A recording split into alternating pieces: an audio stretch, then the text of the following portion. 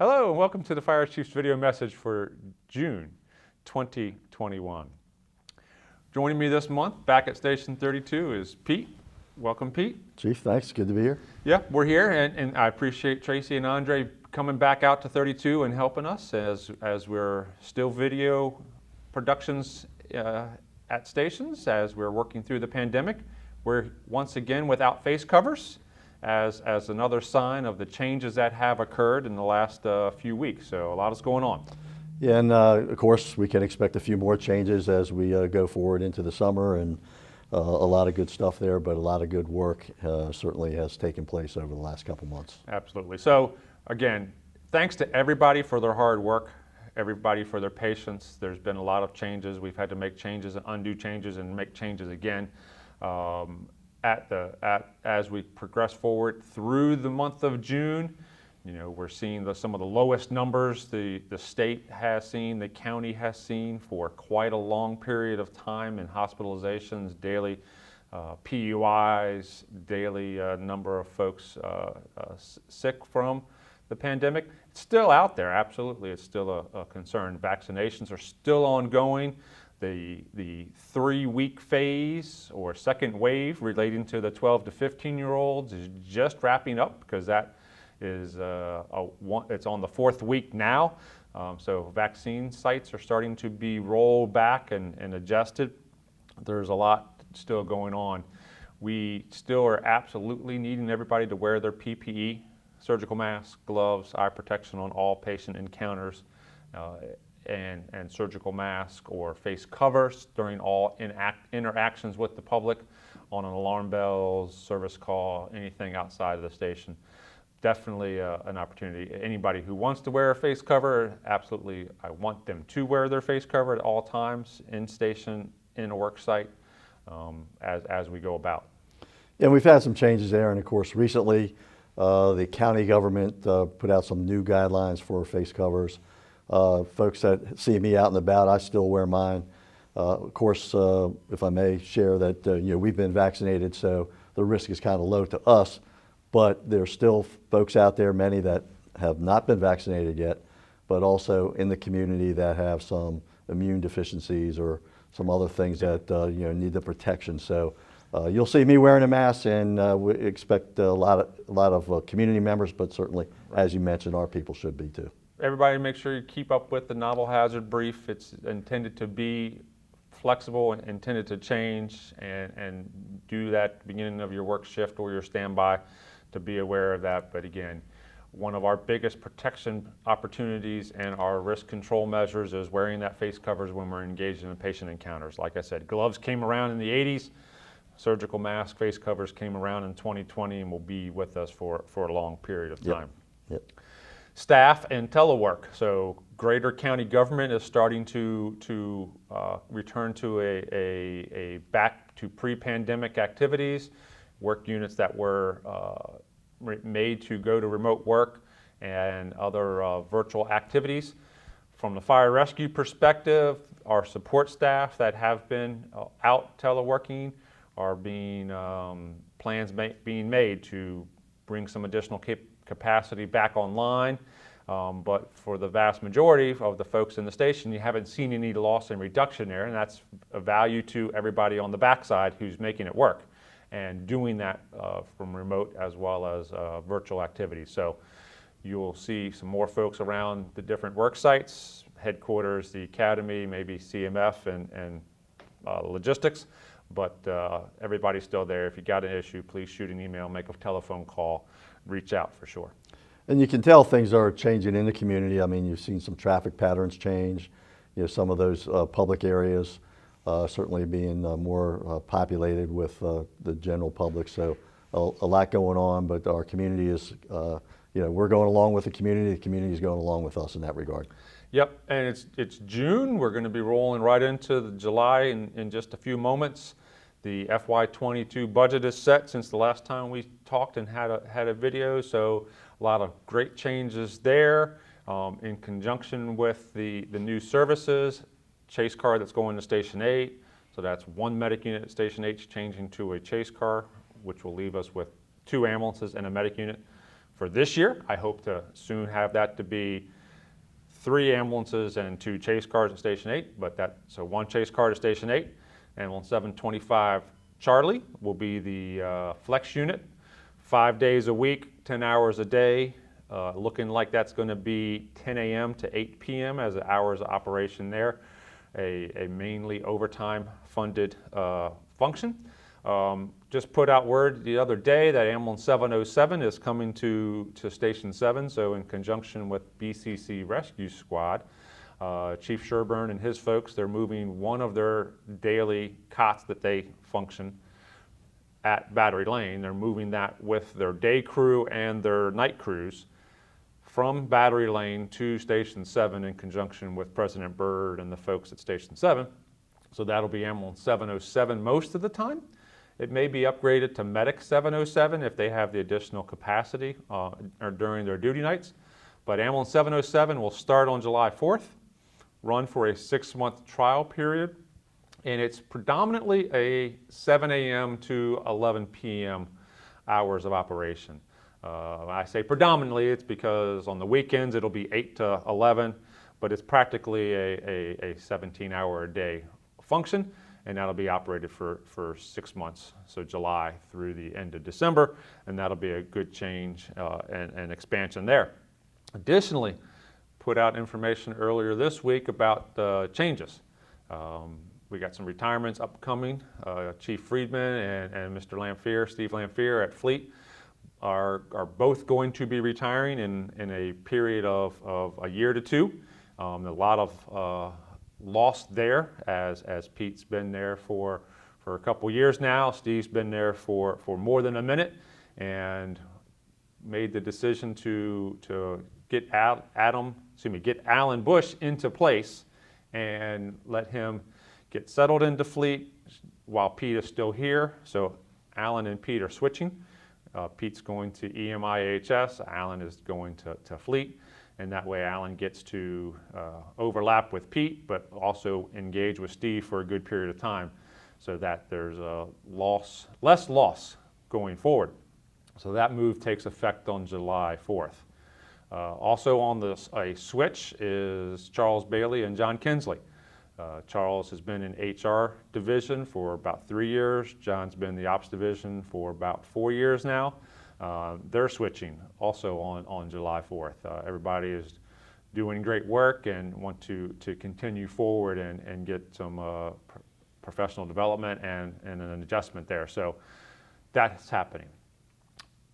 One of the things the pandemic talked to us and showed us is the interdependencies between safety and respiratory protection and PPE and uniforms, and safety and health, as it was known before, was in HR, which had FROMS and safety grouped together.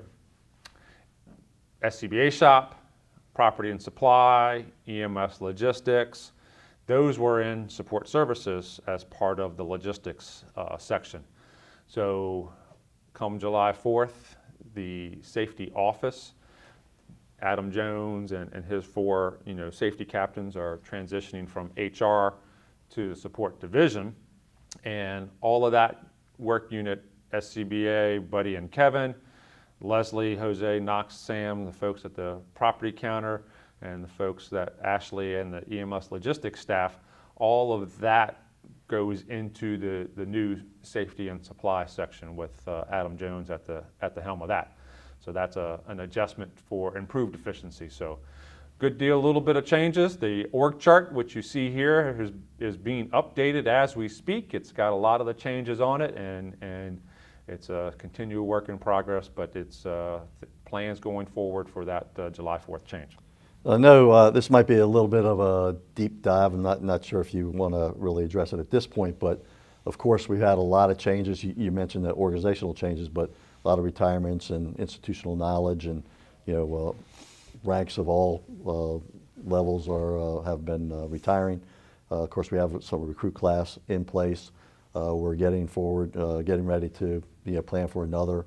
The budget also is create some room for some expansion there as far as recruit classes. So Yeah, so you we wanna talked update about us? it. The dates are set. It's, I think it's September 13th, which is the RC 49 date. That's the previously trained Fire 2 and EMT date. There's another entrance exam scheduled for those folks right around the corner.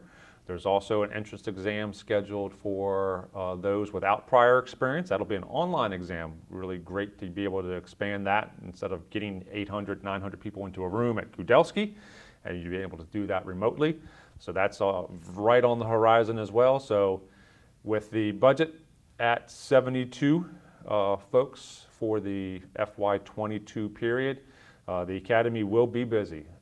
Again, second week of September, starting RC 49, folks that are all previously trained.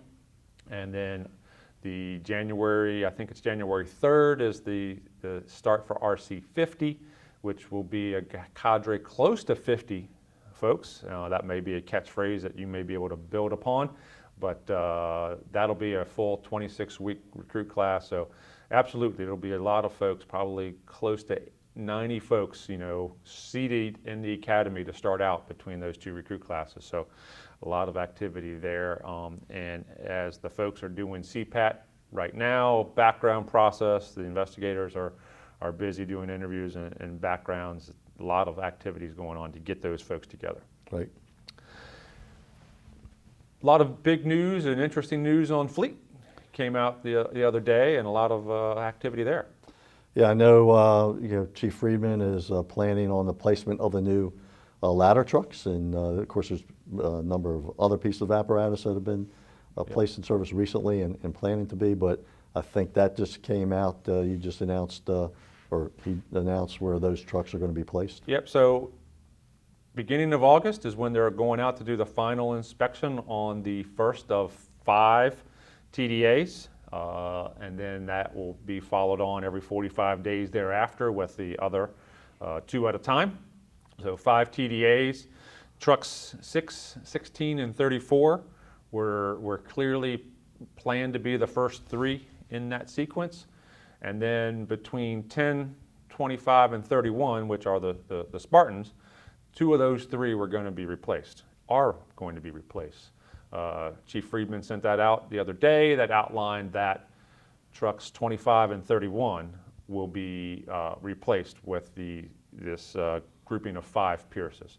Additionally, when they're out there, they're going to be doing the engineering on the Ascendants, the midship towers that are planned, and again, it's 5 of those planned. POs in hand for 2 right now.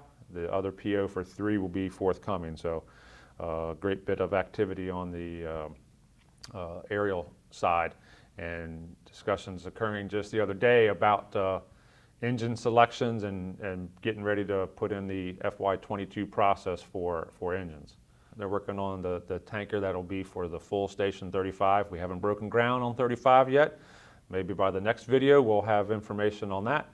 But the tanker 35 is already starting its process. Rescue engine for 14 is in the beginning process. So, and then there's a bunch of LFRD apparatus in different phases of ongoing process. Speaking of the 35, I drove by the location the other day, and there's a lot of cicadas out on that. You're definitely on the cicada So they are hunt. watching out that Yep. that aspect. So one of the other things I wanted to highlight here, this video, is FROM's movement. So this month, in about a week, we're going to be switching from 255 Rockville Pike, where FROM's and OMS is, to the Gray Brick Courthouse right across the street. So those that would remember where the County Credit Union was, or the old courthouse across the street from Rockville City Police Station, that is county property after the court moved across the street to their new facility on Jefferson. The county rebuilt, renovated the Gray Brick Courthouse, and some county elements are already in there, but OMS, medical section as we identify it as FROM's, will be going there, and that move will occur this month of June. Yeah, of course, that building's been under renovation for probably years, and very, very exciting to be moving into get some new digs there for FROM's. Yep, and talking about FROM's, but also going back to the beginning point about COVID, medical facilities, and Fromm's is definitely a medical facility. Healthcare facilities, child care facilities, certain places still require face covers. Fromm's is one of those as a medical facility, and with the precautions in place, there's still a limited or a reduction in the daily capacity at Fromm's OMS, and maybe the move to the new facility will get us opportunities to start ramping that back up, but everybody just be patient. If you got a need, reach out to Chief Carpenter and make your request, communicate with him, and Jay Carp will be able to help you out if there's a situation ongoing. And speaking of Chief Carpenter, that's, I think, probably relatively new development since the last time anyway. Yep. So there's been also some staffing changes there Yep. as well, too. Chief Cook retired. Chief Carpenter took that seat and is in place now as the battalion chief at Fromm's by far. So a lot of stuff going on. We are definitely in the hazy hot part of summer already. We are doing our summer outreach on the Potomac. We had a great impact last year when the pandemic was in full force. We looked at the metrics and the analytics of that. We applied that to this year. It's Saturday, Sunday, and most Mondays. Obviously, there's a few holiday Mondays for sure. Right. Once school gets out, it'll be all the Mondays, but it's Monday was more prevalent a day of activity, response calls, than Friday. So our outreach is the afternoons, 1 o'clock to 5 o'clock on that Saturday, Sunday, Monday, both in the gorge as well as the flat water or operational boat water area above Riley's, and as well as on the towpath with UTVs. And as everybody knows, we've already had a lot of activity there already. In fact, on Memorial Day weekend, the first weekend of our outreach efforts, we did have a drowning where a young person started swimming from Virginia and went under, and a few days later we recovered that body. But DC's had a drowning or two. Yep. So again, we'll be out there all summer with that effort. By far. So again, it's definitely the hot and hazy part of summer, even though it's just June. Everybody, like I said, get out there, get ready. We talked about buildings and being familiar with your special target hazards and how to deal with that building that may need a 500-foot stretch. All the time, get out there, be in the community, use your opportunity to be familiar with your structures, your communities, your target hazards, engage with the community. There's definitely an interest to make sure we're checking those smoke alarms every time we're in the structures, all calls, making sure they always have that silent sentry available to them so that they have early warning on the fire. So, anything else, Pete, on the cicada hunt? Nothing on the cicada hunt, although they have been very active for sure, as everybody knows. We started off the summer with a lot of fire response activity, of course, EMS calls. The numbers seem to, at least in my observation, are kind of creeping up to pre-pandemic numbers as far as our average call loads. Yeah. But we've had a couple of recent fires where smoke alarms have made a difference. There's been some sprinkler activations, but the one thing that I've noticed, just casual observation, a lot of pets involved, that we've had to either get out or help out. So, those are a lot of the same issues. So just be ready and be prepared and stay hydrated.